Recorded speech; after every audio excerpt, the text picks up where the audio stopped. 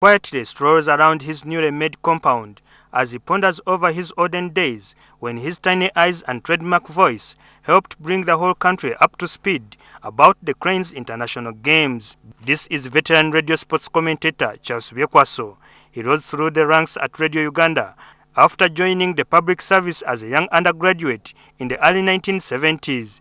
In 1972, Byekwaso was one of the reporters assigned to cover the Heroes' Welcome that was accorded to John Akibua after winning the country's first ever Olympic gold medal. Of course, he was wearing his medal. We all waited. The police force, of course, he was a policeman, the sports fraternity. It was very exciting. His passion to present on radio was inspired by a colleague at Radio Uganda. Byekwaso vividly remembers his best commentary. 1978 Africa Cup of Nations in Accra. I was the one who covered it.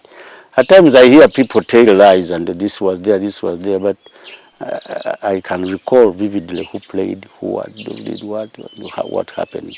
It came in 1977 when the Cranes were attempting to qualify for the 1978 Africa Cup of Nations.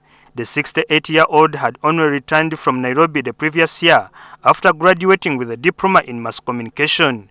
At this moment, we pause to ask him to reconstruct one of his best pieces of work, a task he hesitantly undertakes.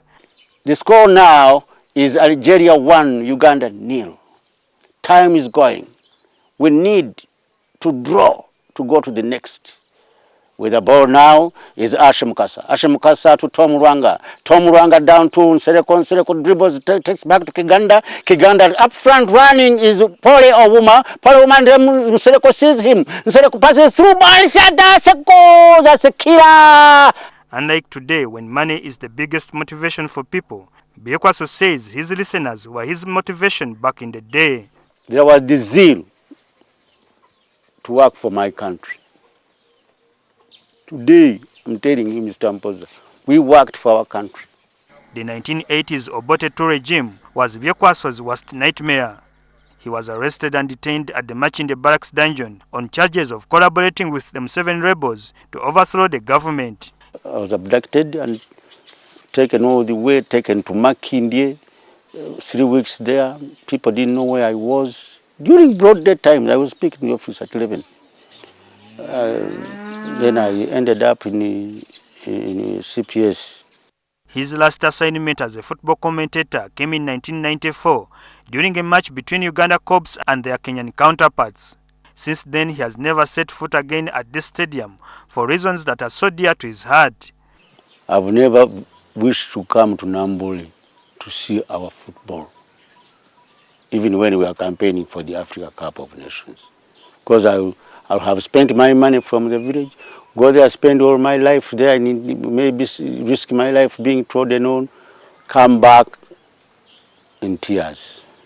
Byekwaso has a lot of reservations about today's brand of radio commentators. The time you waste sending messages to your girlfriend, your boyfriends, your friends, your drink mates, you are cheating the listener on radio.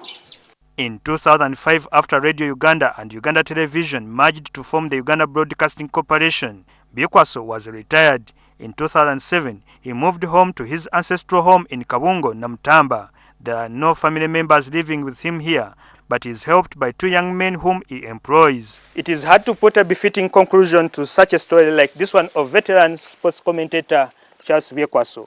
However, what we learn from his experience is that journalism is a profession of opportunities. For NTV Sport here in Kabungo, Namutamba, I'm Mpoza.